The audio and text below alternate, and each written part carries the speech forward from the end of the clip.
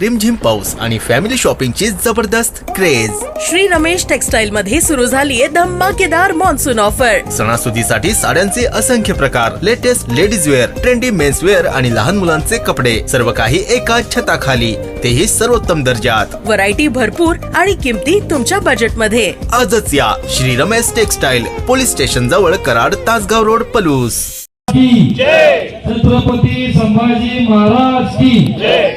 आज गणराज महाराजांच्या पदस्पर्शाने पावन झालेल्या आपल्या पलूस नगरीमध्ये अन्यायकारक करवाढीच्या विरोधात आज या ठिकाणी सर्व पक्षीय लोक या ठिकाणी एकत्र झाले. प्रथम त्याबद्दल महाराजांनी नमस्कार करतो की सर्वजण या निमित्ताने तरी एकत्र झाले. इथून पुढे होणार मनात आणलं. सर्वांनी आपापली राजकीय पादत्राने बाहेर ठेवले. शेजारच्या गावाचा आदर्श घेऊन येणाऱ्या काळामध्ये आपलं गाव होणाऱ्या अन्यायाचा जर वाचा फोडायची असेल तर सर्वांनी एकत्र येण्याशिवाय या ठिकाणी पर्याय नाही. एवढे या निमित्ताने मी तुम्हाला सांगतो. आज या अन्यायकारक करवाढीच्या विरोधात मला आता बऱ्याच वक्त्यांनी आपले दिगंबर दादा असतील, धनाजी कुंभार, अमरमाई या सर्व नगरसेवकांनी विस्तृतपणे या ठिकाणी आपली भूमिका त्या ठिकाणी मांडली. प्रशासकीय काळामध्ये झालेला ठराव हा या लोकनियुक्त बॉडीला बदलता येतो इतकं न समजण्या इतकं मूर्ख जनता आता राहिलेली नाही. पत्रकार परिषद घ्यायची, गावातल्या गावात हसायचं आणि गुळगुळीत बोलायचं आणि प्रत्येक वेळी विषयाला बदल द्यायची. सातत्यानं 10 वर्षे ही भूमिका सत्ताधारी मंडळींची राहिली. कुठल्याही विषयाला सामोरं जायचं नाही. एक तर दडपशाही करायची, नाहीतर गुळगुळीत बोलायचं, चौकात यायचं, नानाकडे बघून हसायचं. मग नाना हसल्यानंतर जरा नाना म्हणतो माझा तर कमी उपयोग होते. पण नाना इथल्या मोर्चातनं काय खाली बँकेपाशी जायचं, तिथं कुणाड तर बघून हसायचं, किंवा परत मोर्चातनं काय. अशी प्रवृत्ती इथून पुढच्या काळामध्ये पलूस खपवून येणार. सगळ्यांना माहीत झाले आपण कशा पद्धतीने या पलूसच्या प्रश्नाला सामोरं जातो. गेल्या काळामध्ये आपण पाणी पुरवठ्याचं पूजन घेतलं आणि छाती टोकून सांगितलं 6 महिन्याच्या आत जर पाणी नाही आलं तर मी पलूस गावात फोन टाक. हेलिकॉप्टर आलं, गाडा गाडा गाडा आलं, नारळ फोडले, त्यांना राज पाणी इथपर्यंत आलं. कन्याशाळेपासून फोडलेल्या, पण पाणी पुरवठ्याला पाठी अजून यायचं नाव घेणं. त्यानंतर परत हेलिकॉप्टर आलं, पलूस नगरपालिकेने निवडणूकला छाती टोकून सांगितलं दर 6 महिन्याला मी या ठिकाणी पलूस मध्ये स्वतः लक्ष घालीन. तुम्ही आज मतदान करताय ते मला करताय असं समजून मतदान करा. दर 6 महिन्याला मी पलूसची आढावा बैठक घेईन आणि या पलूसच्या विकासासंदर्भातले प्रश्न मी सोडवीन. 2 वर्ष झालं हेलिकॉप्टर कुठं बंद पडले काय कर, इकडे काय फिरकायचं नाव या ठिकाणी बहुतेक निवडणूक जवळ नाही कुठली नाना. निवडणूक आली की गाड गाड गाड गाड गाड गाड सकाळ दुपार संध्याकाळ सारखं हेलिकॉप्टर. या निमित्तानं सांगायचं एवढंच,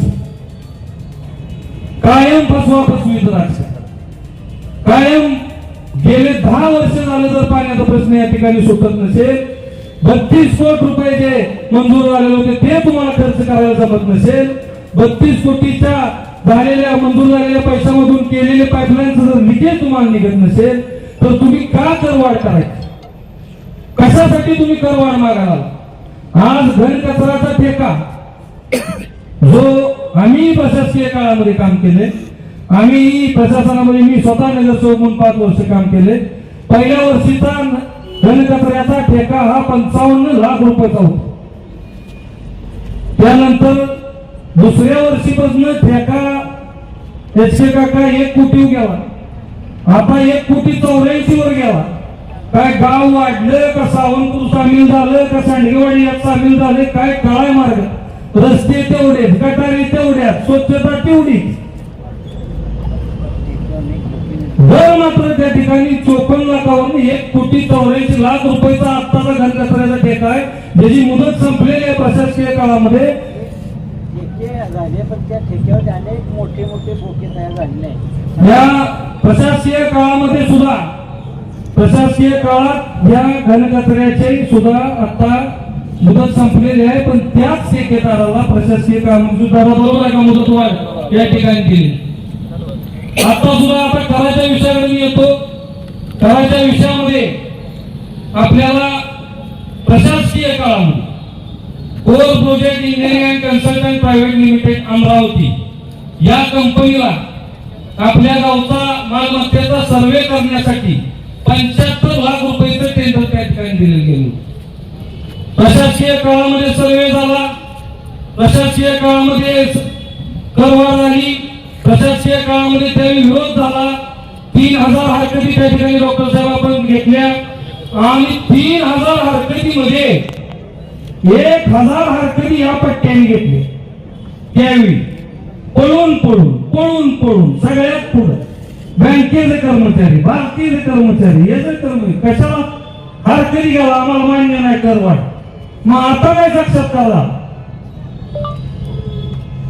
ज्या करवाढीला प्रशासकीय काळामध्ये ह्याच सत्ताधाऱ्यांनी पहिल्यांदा आमच्या बरोबरीने विरोध केला आमच्या बरोबरीने त्या ठिकाणी हरकती घेण्यासाठी सर्वजण उपस्थित होते त्याच लोकांनी परत एकदा ही करवाढ लादायचा प्रयत्न या ठिकाणी केला याच्या मागचं कारण एकच आहे प्रशासन आताच्या काळामध्ये नगरपालिकेचं उत्पन्न आपलं 86 लाख रुपये कराच्या माध्यमातून वार्षिक उत्पन्न आम्हालाही मान्य आहे करवाढ झाली तरी आम्हाला आमचा त्या करवाढीला विरोध नाही आमचा विरोध फक्त या गोष्टीला आहे सर्वसामान्य लोकांना अक्षरशः 10% 20% म्हणता येत नाही 5 पट 6 पट 10 पट अशा पटीत त्या ठिकाणी करवाढ झाली ज्या पद्धतीनं घनकचऱ्याचा ठेका पटीत वाढत गेला त्या ठेक्यावर अनेक बोके तयार झाली गावात ते बोके पुन्हा न्यास जाऊन बसायला लागली पुन्हा नवीन ठेका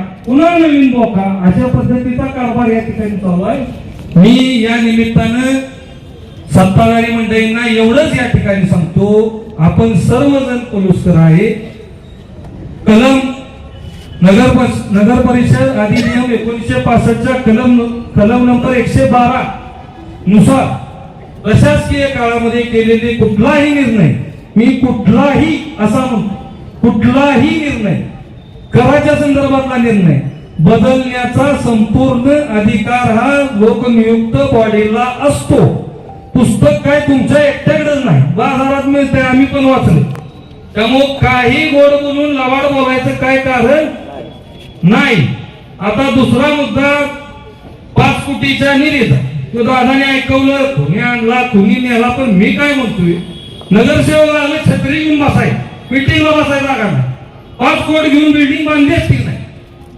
2 वर्षाला आमदार साहेबांना 1 रुपयाला निधी मिळालेला नाही आणि इथं गावात आणलेला नाही आणि आलेलं 5 कोटी रुपये निधी कागद देणं सुद्धा नाही आणि कुणी घालवलेला नाही निधी ह्या सत्ताधारी मंडळींनी त्या ठिकाणी पलूसचा निधी घालवला सातत्यानं पलूसला कुणीही निधी आणला त्या आडवं काम ही सत्ताधारी मंडळी करत या गावचं नुकसान कोण करत असेल तर ही सगळ्यात त्याला कारणीभूत कोण असेल तर ही सत्ताधारी मंडळी असते काय प्रॉब्लेम मला समजत नाही कुठल्याही पक्षातनं निधी उभे 4 रुपये गावात कसे येतील 4 रुपये गावात खर्च कसे होतील 4 रुपये गावात आपला विकास कसा होईल ही भूमिका सातत्याने ठेवायला पाहिजे पण नेहमी ते श्रेयवादाचं म्हणजे इथं याचं नाव पाहिजे तिथं त्याचं नाव पाहिजे तिथं त्याचं नाव पाहिजे गावाचं नाव पाहिजे आपल्याला एकदा इचारा बदलून टाकू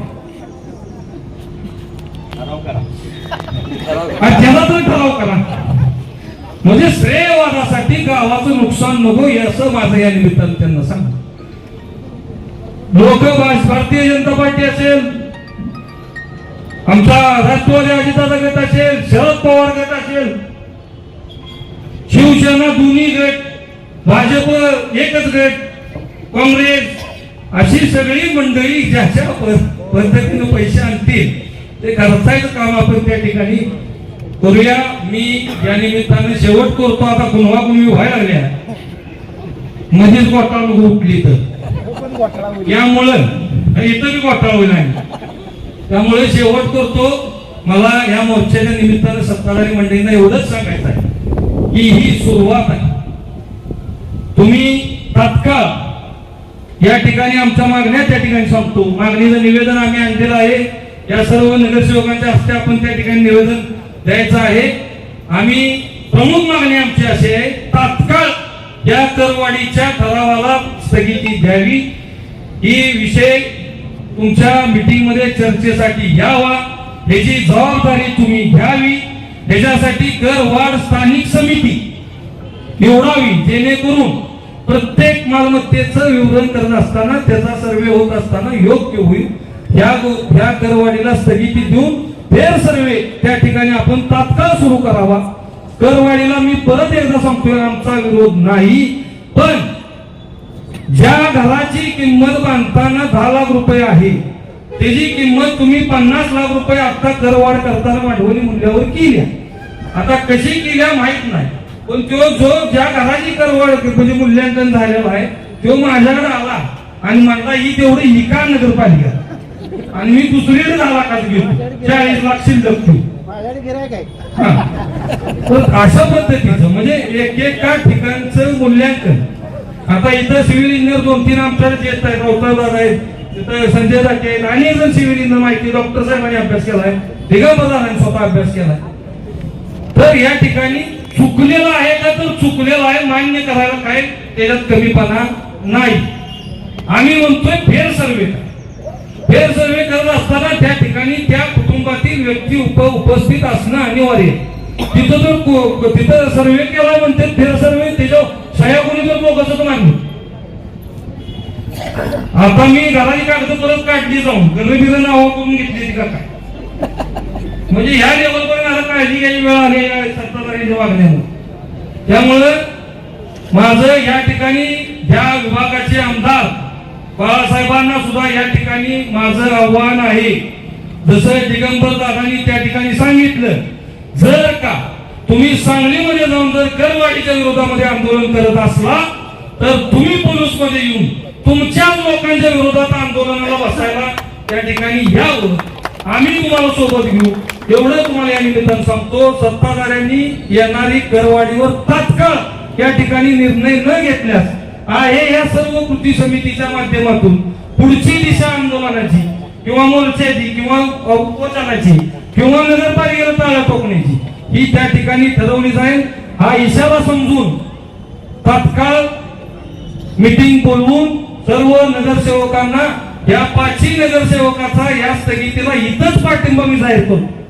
5च्या 5 नगरसेवक तुम्ही फक्त आता पुढे यायचंय, मीटिंग बोलवायचे, स्थगिती द्या, फेर सर्वे करा, दुरुस्त्या करा आणि परत तुम्ही या सगळ्या वाढीवचा प्रस्ताव सगळ्या गावासमोर ठेवा. गावाची परवानगी घ्या आणि करवाढ करायला आमची हरकत नाही. हा इशारा समजावा आणि त्यांनी त्या पद्धतीने कारवाई करतील अशी अपेक्षा व्यक्त करतो. धुनराज महाराज त्यांना चांगली बुद्धी देतील, नाहीतर काठी तर फिरवून मारतील. त्या दोन्हीपैकी एक काहीतरी करतील अशी अपेक्षा व्यक्त करतो आणि थांबतो. जय हिंद, जय महाराज.